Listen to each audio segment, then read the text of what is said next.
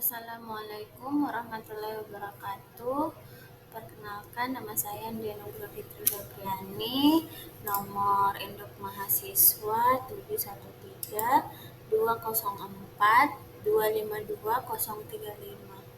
Saya merupakan mahasiswi dari Poltekkes Kemenkes Makassar, jurusan ATLM atau Ahli Teknologi Laboratorium Medik, kelas RPL Parepare tahun 2025. Adapun pembuatan video ini dalam rangka pemenuhan tugas bahasa Indonesia dengan dosen pengampu Ibu Sri Rahayu. Baik, pada kesempatan ini saya akan mempresentasikan tentang hematopoiesis. Apa itu hematopoiesis? Hematopoiesis adalah proses pembentukan sel-sel darah meliputi sel darah putih atau leukosit, sel darah merah atau eritrosit, dan keping darah atau trombosit yang terbentuk dalam organ pembentuk sel darah, terutama dalam sumsum tulang atau bone marrow dan organ lainnya. Hematopoiesis penting untuk mempertahankan keseimbangan jumlah sel darah merah, sel darah putih, dan trombosit. Lokasi hematopoiesis. Lokasi hematopoiesis berubah selama perkembangan manusia. Ada 3 lokasi, yaitu pada saat masa embrionik terjadi di kantung kuning telur atau yolk, kemudian berpindah ke hati dan limfa.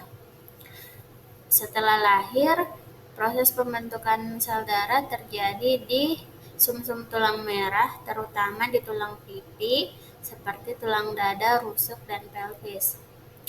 Namun pada kondisi tertentu, misalnya leukemia, hematopoiesis ekstramedular dapat terjadi kembali di hati atau limfa, di mana tadi sebenarnya di hati atau limfa itu dibuat pada saat masa embrionik, sedangkan pada kondisi tertentu yang seperti ini itu bisa saja kembali pembentukan sel darah terjadi di hati atau limfa.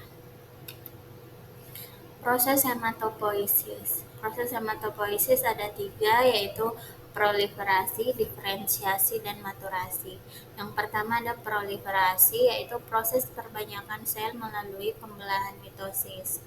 Tujuannya menambah jumlah sel progenitor atau sel turunan dari stem sel agar tersedia cukup sel darah untuk diferensiasi lebih lanjut. Terjadi pada sel punca hematopoietik dan sel progenitor. Contoh, sel punca membelah menjadi 2 sel, satu tetap sebagai sel punca, satu lagi membelah menjadi sel progenitor. Yang kedua, diferensiasi, yaitu proses di mana sel-sel berkembang menjadi jenis sel darah tertentu dengan fungsi spesifik. Yang ketiga, maturasi, yaitu proses pematangan sel-sel menjadi struktur dan fungsi akhir dari sel tersebut. Sel induk hematopoietik mempunyai ciri-ciri bersifat pluripoten atau dapat berkembang menjadi berbagai jenis sel darah, dapat memperbanyak diri. Lokasinya berada di sumsum tulang merah. Peran SIH atau sel induk hematopoietik adalah merupakan titik awal semua jalur diferensiasi sel darah. Jalur hematopoiesis ada 2, yaitu jalur mieloid dan limfoid. Jalur mieloid membentuk sel-sel darah antara lain eritrosit atau sel darah merah, megakariosit atau trombosit, dan granulosit sel darah putih seperti monosit, neutrofil, eosinofil, basofil, monosit, dan makrofag. Sedangkan jalur limfoid membentuk sel imun adaptif seperti limfosit T, limfosit B, dan sel natural killer. Adapun gambar terkait jalur hematopoiesis ada di slide depan. Selanjutnya, regulasi hematopoiesis. Beberapa faktor penting dalam regulasi hematopoiesis meliputi sitokin dan faktor pertumbuhan seperti eritropoietin atau EPO, granulosit, colony stimulating factor atau GCSF, dan interleukin. Lingkungan mikro sumsum tulang termasuk sel stroma dan matriks ekstraselular. faktor genetik dan epigenetik yang mengontrol ekspresi gen selama diferensiasi. Hasil akhir dari proses hematopoiesis akan membentuk sel-sel darah yang kita kenal, antara lain yang pertama eritrosit yang berfungsi untuk transportasi oksigen dan karbon dioksida. Ada leukosit berperan dalam sistem imun, terdiri dari beberapa tipe granulosit dan agranulosit. Kemudian trombosit yang berperan dalam hemostasis dan pembekuan darah.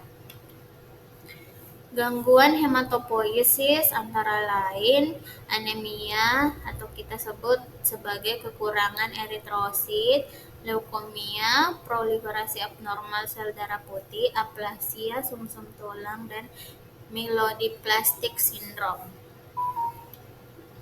Kesimpulannya, hematopoiesis adalah proses vital dalam tubuh manusia yang memastikan keberlangsungan suplai sel-sel darah. Proses ini berlangsung di sumsum tulang dan dikendalikan oleh berbagai faktor biologis dan lingkungan. Gangguan pada hematopoiesis dapat menyebabkan penyakit serius, sehingga pemahaman terhadap proses ini penting untuk pengembangan ilmu kedokteran dan terapi penyakit darah. Terima kasih, mungkin sekian yang dapat saya sampaikan. Lebih dan kurangnya mohon dimaafkan. Wassalamualaikum warahmatullahi wabarakatuh.